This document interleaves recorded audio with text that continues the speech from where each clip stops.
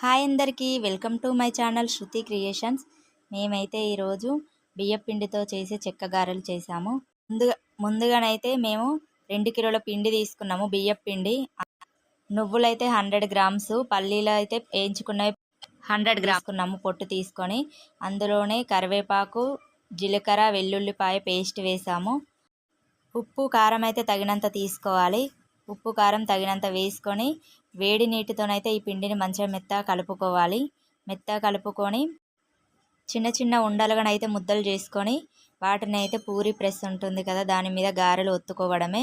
ఒత్తుకొని ఒక cotton cloth మీదనైతే చేసినవి వేసి ఒక 2 మినిట్స్ అలా ఉంచి ఒక ఐరన్ కడాయి పెట్టుకోవాలి. అందులోనైతే ఆయిల్ కొంచెం ఎక్కువనే వేసుకొని చేసిన గారెలోనైతే ఇందులోని వేడివేడి నూనెలో కాల్చుకోవడమే. ఎంతో టేస్టీగా ఉండే గారెలు ready. Thank you for watching.